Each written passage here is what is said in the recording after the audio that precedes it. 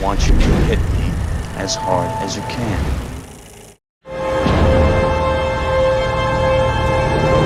I want a car. Chicks dig the car. This is why Superman works alone. Nothing like starting off your superhero movie with the sidekick complaining about not having a cool car. This is gonna be rough.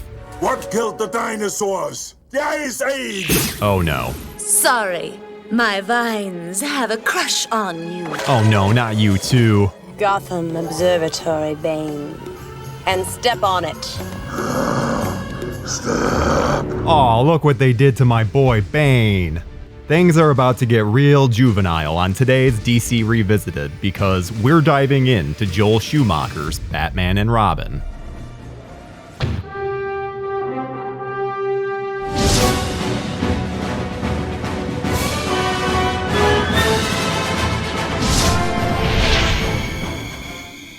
While it may have a bit of a mixed reputation now, Batman Forever was a huge success in 1995.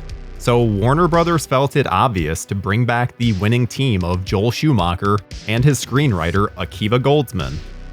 But there was one important person who had been involved with Batman up to this point who had declined taking part: Tim Burton. Burton was involved quite significantly in the pre-production process of Forever, but by that point he was well established in Hollywood and wanted his creative efforts to go towards his own works. With Burton leaving, Peter MacGregor-SCOTT was left with more power on the project. Scott, being the one behind most of the commercialization of the prior film, wanted to push even further in that direction. The main mantra when it came to Batman and Robin was that bigger is always better. So the sets were more massive, and the villains were more abundant. Nothing was to be reused from the last movie. And if you've got more villains, then you definitely need more heroes to help fight them. More. But this may be a big reason for what was to come. Thanks for watching DC Films Revisited. If you enjoy our shows, please subscribe to our channel right now, like this video, and click on the bell so you can be notified each time a new video comes up. Now, back to the show. Schumacher and Goldsman settled early on having Mr. Freeze and Poison Ivy as the main antagonists of the film. They added Bane in more of an enforcer role, but outside of his design, he's a far cry from his comic counterpart. The main story would revolve around Mr. Freeze trying to save his wife by taking the city hostage. Poison Ivy, meanwhile, wants to take over the world with her plants. These character motivations were often used before and since, so at least they had that right. But the execution left a lot to be desired. Joel wanted to move things in a campier direction since he felt it would be more akin to comic books. One issue arose just prior to filming. Batman himself, Val Kilmer, didn't want to do the project. Having disliked his time in the Batsuit, as well as how much it limited his performing abilities, he wanted out in order to focus on his passion project, The Saint. Schumacher, who didn't particularly enjoy his time working with Val, was fine with recasting, but also annoyed at the late switch. But with the production moving so fast, they needed another commanding lead to wear the Batsuit. Joel wanted Billy Baldwin, who was up for the role in Forever. But with the role of Batman being such a massive career maker, Warner took it upon themselves to pick their star. Having massive success on TV's ER, George Clooney was selected to play the Dark Knight. Hi, Freeze. I'm Batman. Clooney is a lot of things, but a good Batman is not one of them. He's very stiff with little character work outside of cheesy lines and gimmicks. And his Bruce Wayne feels more like George Clooney playing himself than anything else. Chris O'Donnell returned as Dick Grayson, aka Robin, and we're actually treated to a pretty awesome Robin suit. It's a mixture of what was done in Forever, but adding the aesthetic of Nightwing. The main difference was that Robin's accents were red instead of Nightwing's blue. To this day, it's exciting to see because outside of the Titans TV show, we've never seen this iteration on the big screen again. Otherwise, Robin is the exact same character he was in the last one. An impulsive teenager who looks 30 and can't seem to keep it in his pants. Speaking of which, the object of Robin's affections this time around are Alfred's niece Barbara. After starring in the hit Clueless, Alicia Silverstone was cast in the role. She's referred to as Alfred's niece, which then just brings up a whole slew of questions. Like, why aren't you British? However, most of these can be answered in a deleted scene where Alfred explains that she's actually the daughter of his long-lost love Margaret. Thankfully, unlike her contemporaries, they did not put nipples on her suit, because that would have been inappropriate. My name is Freeze. Learn it well, for it's the chilling sound of your doom. There have been rumors for years that Patrick Stewart was originally offered the role of Mr. Freeze. This would have more resembled the version of the character that's shown in Batman the Animated Series. But Schumacher has denied this being the case, as he always had a very specific idea of Mr. Freeze being very large, as if chiseled out of glass. Thankfully, one massive movie star fit the bill, and had always wanted to work with Joel: Arnold Schwarzenegger. What would follow is one of the most over-the-top performances you could ever imagine in a comic book movie. I will pull Batman's heart from his body and feel it freeze in my hands. Revenge! And don't get me wrong, Arnold is absolutely the star of the show here. Every scene he's in, there's some kind of entertainment value to be had. Take for example when he's making his goons watch Jack Frost and is forcing them to sing. Louder, come on, sing, come on! We're a long ways away from Joker killing his goons. I hate when people talk during the movie. Well, sort of. But the real genius of his performance comes when you find out he was paid $25 million for only 25 minutes of screen time. And not only that, if Freeze isn't saying a line, it's not Arnold. His stunt double looked so much like him, and the costumes were such a pain to put on, that they often resorted to just using him instead of Schwarzenegger. I'm poison. For the role of Poison Ivy, Julia Roberts, Sharon Stone, and even Demi Moore were considered. Eventually, the part went to Uma Thurman. Her performance is both over the top and sexy when she wants it to be. She's actually the one person of the cast that doesn't seem to regret the film, saying it was a great experience. Given how campy her performance is, I'm sure she had an absolute blast. Bane is featured in one of the most popular Batman storylines of all time, in the comic series Nightfall, where he breaks the Caped Crusader's back. So it's disappointing to say that the Bane depicted here is nothing more than a grunting brute. Which shouldn't be a surprise since he's played by former wrestler Jeep Swenson. And sure, the man is technically huge. When you see him getting the makeup put on, it's kind of baffling how he's so large. But when he's shown in the film, his size doesn't really translate.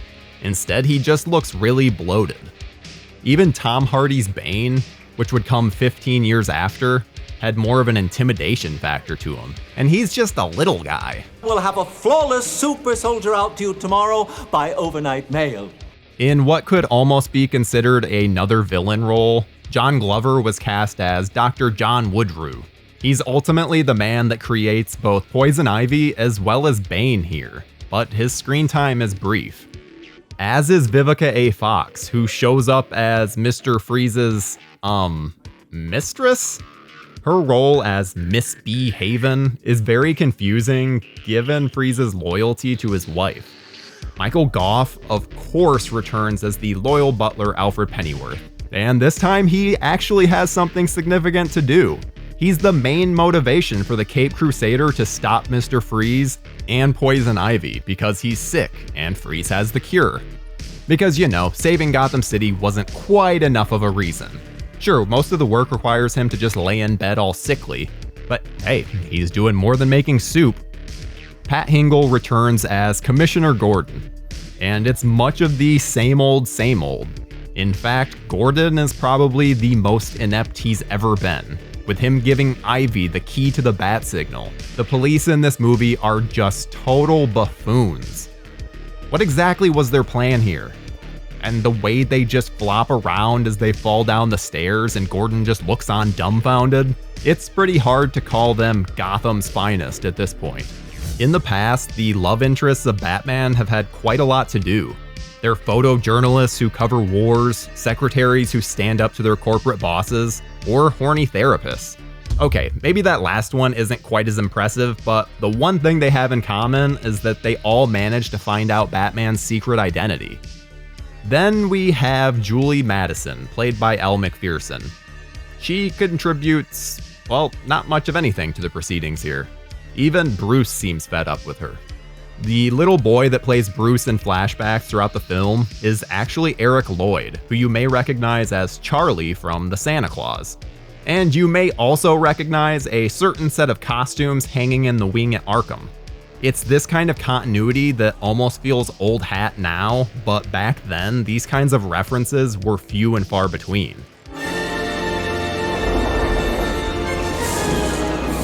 Elliot Goldenthal returned to score the film, and he brings much of the same energy he brought in Forever.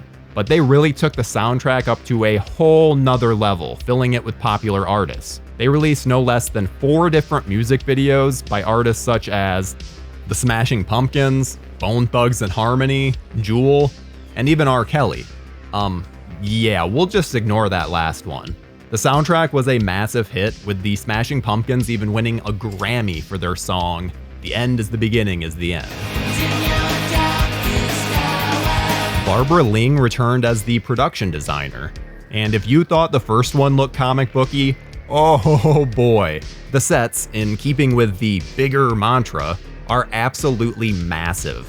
And while they are extremely impressive feats of engineering, it's hard not to look at them and just see massive toy sets. Everything felt manufactured to be sold as a toy in some way. Which isn't a massive surprise because even Chris O'Donnell found it absurd.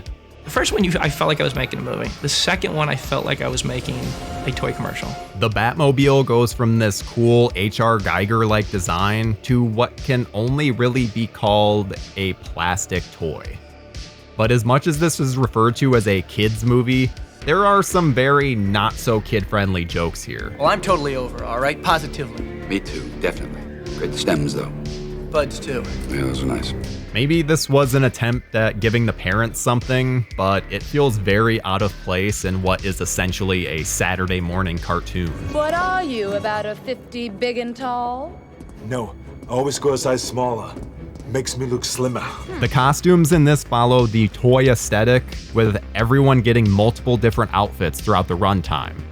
Even Batgirl, who barely even appears in her first costume, gets upgraded to this blue and silver one. And you're probably wondering, why oh why? I can tell you why. Toys. The more costumes, the more toys could be produced. And it's that shift towards commercialism that took a little something away from the designs. While Clooney's suit looks similar to Kilmer's in the last film, the big thing that's missing is the yellow bat symbol. Without it, it feels just kinda bleh. Which is surprising since the hero costumes were still being designed by Bob Ringwood. I'm going to blame the bigger mantra. In fact, the only design that feels simple is that of Poison Ivy. She has several different looks throughout the movie, and they're equally memorable. Though her main gear definitely takes the cake. We'll just ignore that really bad wig.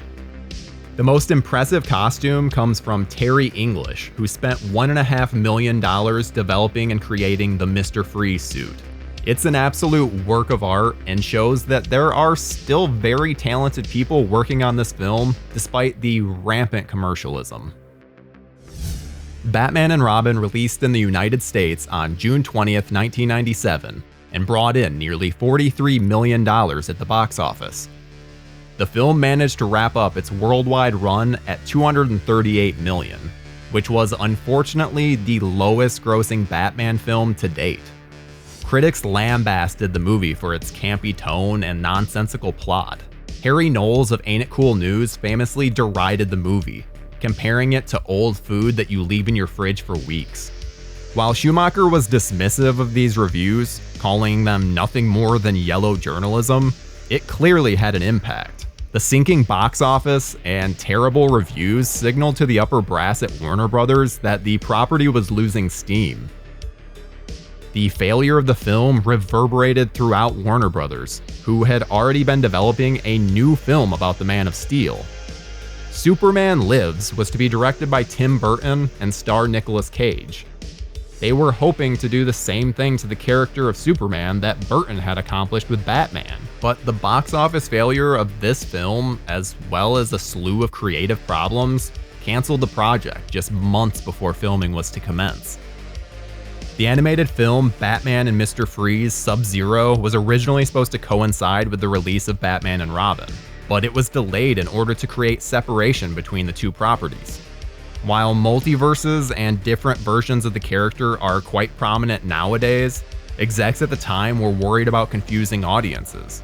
Thankfully, when Sub-Zero did finally release, it was received much better than the live-action film, and helped continue Batman's success in animated form.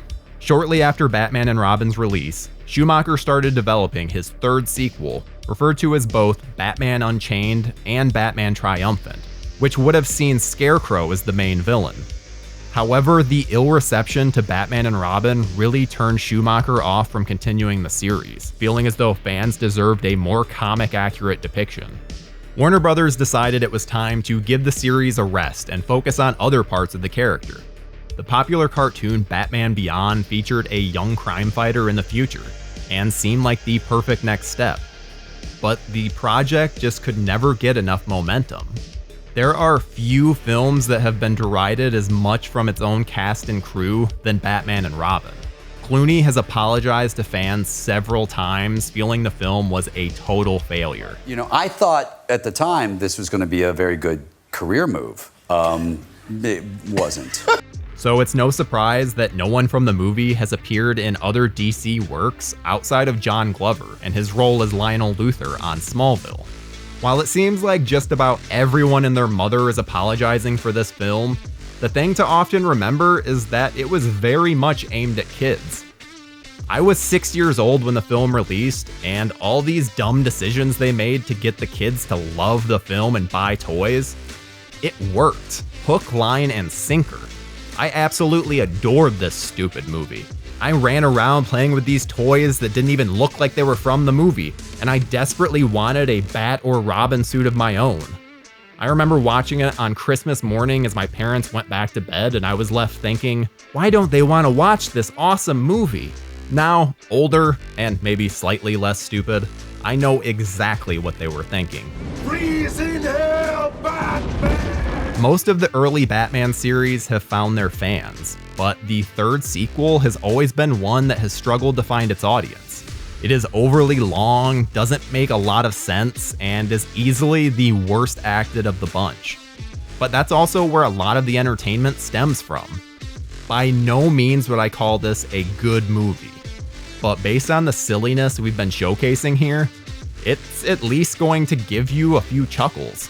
Always winterize your pipes. The Batman franchise remained in the dark for nearly a decade. Thankfully, an origin story was the savior of the Caped Crusader. But that's a story for next time. Join us, same movie time, same movie channel.